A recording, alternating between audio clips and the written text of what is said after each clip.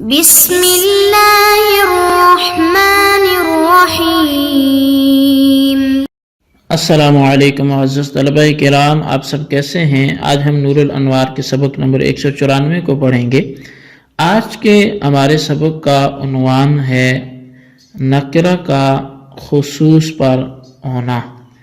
اور آج کے ہمارے سبق کی عبارت وفی الاثبات تخص لیکنہا مطلقۃ سے شروع ہوتی ہے۔ در حقیقت آج کی گفتگو میں ہم دو طرح کی باتیں کریں گے۔ ایک تو یہی کہ نکرہ جب تحت نفی نہیں ہوتا تو پھر اس وقت وہ کلام میں جب مثبت واقع ہو تو وہ پھر غیر معین فرد کے لیے خاص ہوتا ہے۔ ایک تو اس حوالے سے گفتگو ہوگی، اور دوسرا یہ کہ امام شافعی کو ایک دھوکہ ہوا ہے، ایک مقام پر انہوں نے دھوکہ کھایا ہے، تو اس مقام کی نشاندہی بھی کریں گے، اور مزید اس کی تفصیل جو ہوگی وہ دلائل کے اعتبار سے وہ آئندہ سبق میں ہم اس کو سنیں گے۔ تو آئیے سب سے پہلے عبارت پڑھ کے اس کا ترجمہ کرتے ہیں، اس کے بعد باقاعدہ سبق کی وضاحت کی طرف بھی بڑھتے ہیں۔ مصنف علیہ رحمہ لکھتے ہیں وفی الاثبات تخص لیکنہا مطلقۃ، اور نکرہ اس بات میں خاص ہوتا ہے لیکن مطلق رہتا ہے۔ ای اذا لم تکن تحت النفی بل کانت فی الاثبات فتکون خاصۃ لفرد واحد غیر معین لیکنہا مطلقۃ بحسب الاوصاف۔ تو فرمایا کہ مطلب یہ ہے کہ جب نکرہ تحت النفی نہ ہو بلکہ اس بات میں ہو تو وہ فرد واحد غیر معین کے لیے خاص ہوتا ہے، لیکن بحسب الاوصاف مطلق ہوتا ہے، جیسے کہ فرمایا کہ کما اذا قلت اعتق رقبۃ يدل على رقبۃ واحدۃ محتملۃ لاوصاف کثیرۃ بأن يكون سوداء او بيضاء او غیر ذلك۔ جیسا کہ جب تو کہے کہ ایک رقبہ آزاد کر، تو یہ ایسے رقبہ واحدہ کی آزادی پر دلالت کرتا ہے جو بہت سے اوصاف کا احتمال رکھتا ہے، بائی طور پر کہ وہ کالا ہو یا وہ سفید ہو یا اس کے علاوہ ہو۔ اور وَإِذَا قُلْتَ جَاءَنِي رَجُلٌ يُفْهَمُ مِنْهُ مَجِيءُ وَاحِدٍ مُبْهَمٍ مَجْهُولِ الْوَصْفِ، اور جب تو جاءنی رجل کہے تو اس سے ایک مبہم مجہول الوصف آدمی کا آنا یہ سمجھا جائے گا۔ وَلَيْسَ الْمُرَادُ بِالْمُطْلَقِ هَاهُنَا هُوَ الدَّالُّ عَلَى الْمَاهِيَّةِ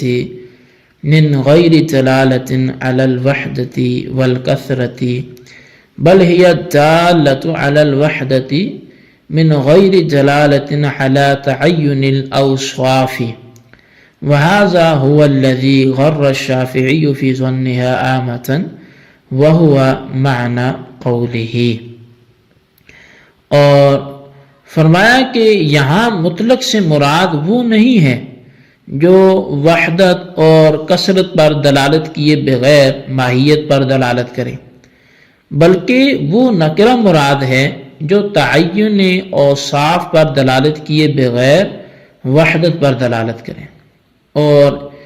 یہی وہ بات ہے، یہی وہ مقام ہے کہ امام شافعی علیہ رحمہ نے نکرہ کو اس بات میں عام گمان کرنے میں دھوکہ کھایا ہے، اور مصنف کے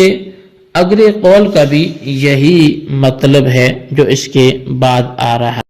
وعند الشافعی تعم حتى قال بعموم الرقبة المذكورة في الزهار، فإنه يقول إن لفظ رقبة في قوله تعالى فتحرير رقبة عامة شاملة للمؤمنة والكافرة والسوداء والبيضاء والزمنة والمجنونة والعمياء والمدبرة وغيرها، وقد خصت منها الزمنة والمدبرة ونحوها بالإجماع، فأخص أنا منها الكافرة بالقياس عليها۔ اور امام شافعی علیہ رحمہ کے نزدیک نکرہ کلام مثبت میں بھی عموم کا فائدہ دیتا ہے، حتیٰ کہ امام شافعی علیہ رحمہ کفارہ زہار میں جو رقبہ مذکور ہے اس کے عموم کے قائل ہیں، اس لیے کہ امام شافعی علیہ رحمہ فرماتے ہیں کہ لفظ رقبہ جو اللہ تبارک و تعالیٰ کے فرمان فتحریر رقبہ میں عام ہے، مومنہ ہو، کافرہ ہو، سیاہ ہو، سفید ہو، اپاہج ہو، مجنون ہو، نابینا ہو، مدبرہ ہو، ان سب کو رقبہ شامل ہے۔ اور ان میں سے اپاہج، مدبرہ اور اسی جیسوں کو اجماع سے خاص کر لیا گیا ہے۔ فرمایا کہ جب اجماع سے ان جیسوں کو خاص کر لیا تو پس میں ان میں سے اپاہج وغیرہ پر قیاس کر کے کافرہ کو بھی خاص کرتا ہوں۔ جی طلبہ کرام، یہ ہمارے آج کے سبق کی عبارت اور اس کا ترجمہ تھا جو آپ نے سماعت کیا۔ آئیے اب آج کے سبق کی باقاعدہ وضاحت کی طرف بڑھتے ہیں اور دیکھتے ہیں کہ کیا ہمارے سامنے سبق موجود ہے۔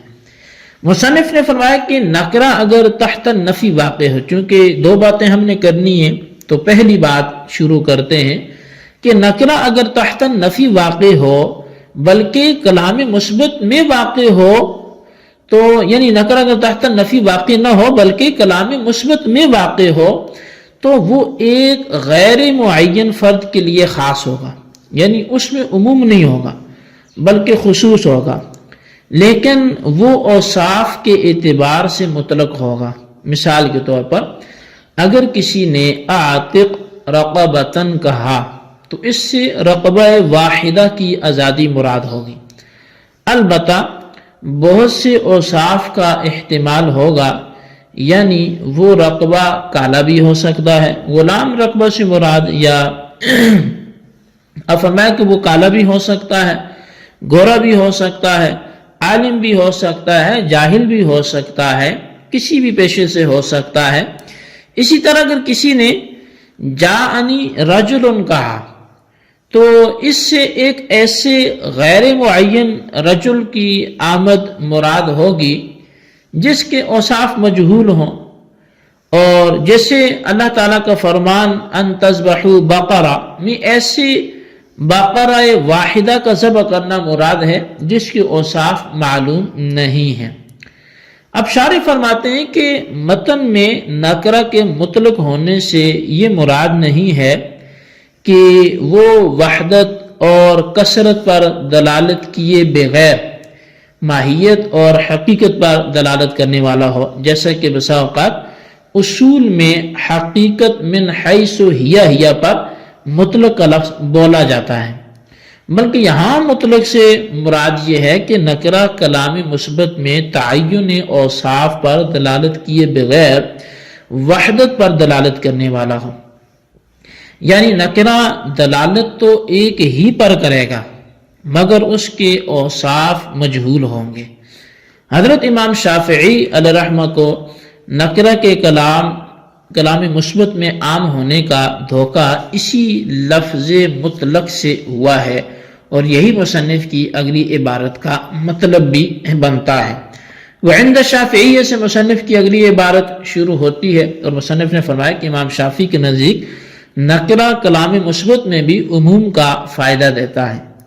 اسی وجہ سے کفارہ زہار کے سلسلے میں امام شافعی اللہ تبارک و تعالیٰ کے فرمان فتحریر رقبہ میں اس بات کے قائل ہیں کہ رقبہ عام ہے،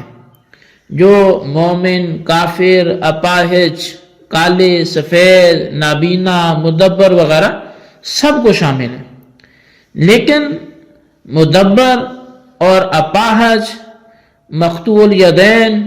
اور ام ولد وغیرہ کو اجماع سے خاص کر لیا گیا، یعنی ان میں سے کسی کو آزاد کرنے سے کفارہ زہار بالاجماع ادا نہیں ہوگا. فرماتے ہیں جب بالاجماع ان کو خاص کیا گیا تو میں نے اس میں سے ان پر قیاس کرتے ہوئے کافرہ کو بھی خاص کر لیا. تو اب اس کی مزید دلائل اور تفصیل کیا ہے وہ انشاءاللہ ہم آئندہ سبق میں اس کی تفصیل پڑھیں گے، سنیں گے. آج کے لیے اتنا ہی کافی ہے، اور جتنا بھی بیان ہوا ان دونوں باتوں کو اپنے الفاظ میں آپ رجسٹرز پر نوٹ بھی کریں، خلاصہ اس کا تحریر بھی کریں، اور بالخصوص ان سوالات کے جوابات بھی عنایت فرمائیں. سوال نمبر 1 یہ کہ جب نکرہ تحت النفی واقع نہ ہو تو پھر وہ کس چیز کا فائدہ دیتا ہے. اور سوال نمبر 2 یہ ہے کہ امام شافعی علیہ الرحمہ نے کس بات سے دھوکہ کھایا، اس کی بھی وضاحت فرمائیں. اللہ تبارک و تعالیٰ سے دعا ہے جو کچھ ہم نے پڑھا سنوں سے یاد رکھنے کی توفیق نصیب فرمائے. آمین بجاہ نبی الامین صلی اللہ علیہ وسلم.